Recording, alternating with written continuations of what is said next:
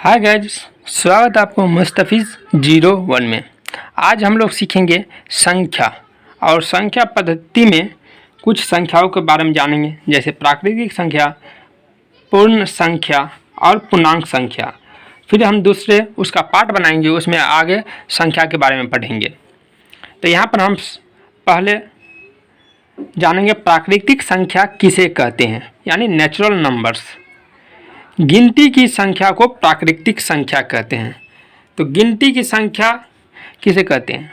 तो गिनती की संख्या वह संख्या जो एक से अनंत तक जाता है उसे गिनती की संख्या कहते हैं।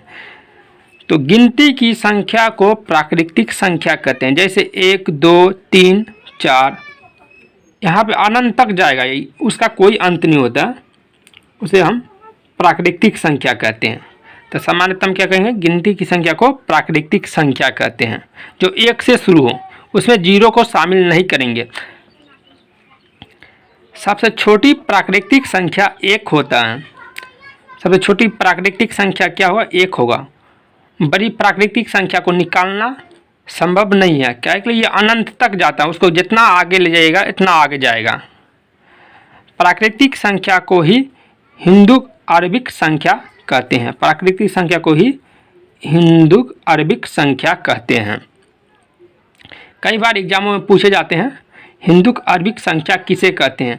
तो ऑप्शन में आपको दे दिया जाएगा प्राकृतिक संख्या, पूर्ण संख्या, भाज्य संख्या, अभाज्य संख्या। तो यहाँ पर हम प्राकृतिक संख्या पर मारेंगे। अब हम आगे बढ़ते हैं पूर्ण संख्या।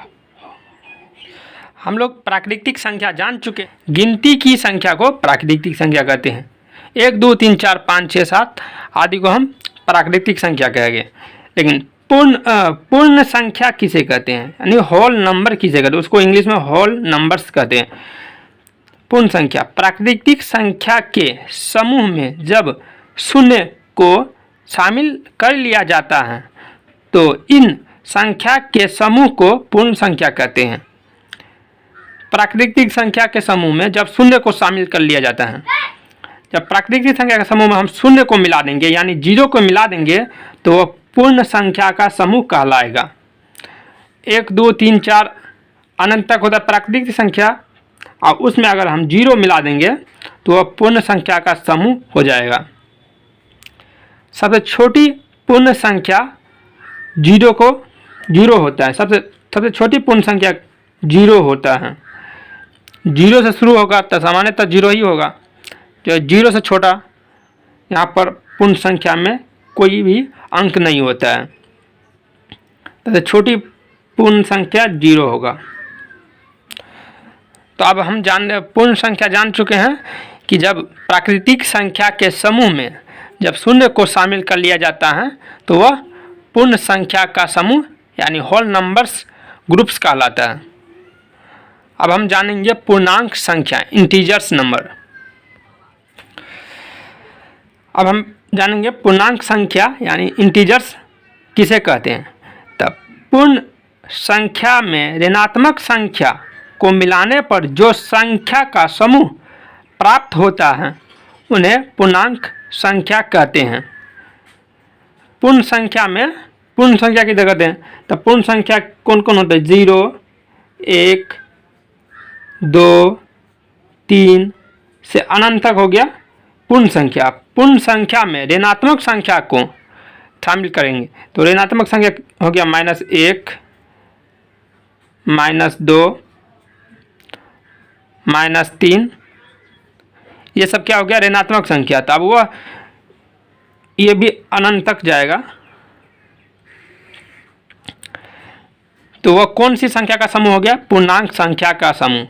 यहाँ से यहाँ तक हो गया। अगर ऋणात्मक संख्या को छोड़कर 0 से अनंत तक लेंगे तो वह पूर्ण संख्या का समूह है।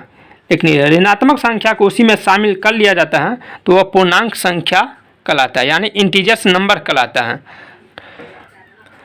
अब हम यहाँ पर जानेंगे पूर्णांक संख्या को संख्या रेखा पर निरूपण कैसे करते हैं। तो एक संख्या रेखा लेंगे और उसके बीच में जीरो को रख देंगे और जीरो के दाईं साइड धनात्मक संख्या को लिखेंगे और जीरो के बाईं साइड ऋणात्मक संख्या को लिखेंगे, सामान्य दूरी पर लिखेंगे, 0 से उस साइड भी सामान्य दूरी पर उसको लिखेंगे और उसको भी सामान्य दूरी पर लिखेंगे। रेखा लेते वक्त दोनों ओर ये तीर का निशान हमें रेखा को निरूपित करता है। अगर हम ये तीर का निशान नहीं देंगे तो वह रेखाखंड कहलाएगा, ये रेखा नहीं कहलाएगा, रेखाखंड कहलाएगा। रेखा का भी कोई लिमिट नहीं होता है, इन्फिनिटिव यानी अनंत दूरी तक हम ले जा सकते हैं, उसका भी कोई अंत नहीं होता है।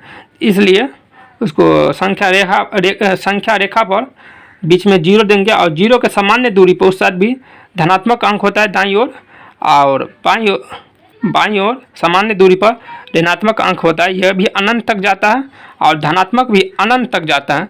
इस तरह से हम पूर्णांक संख्या को संख्या रेखा पर निरूपण करेंगे।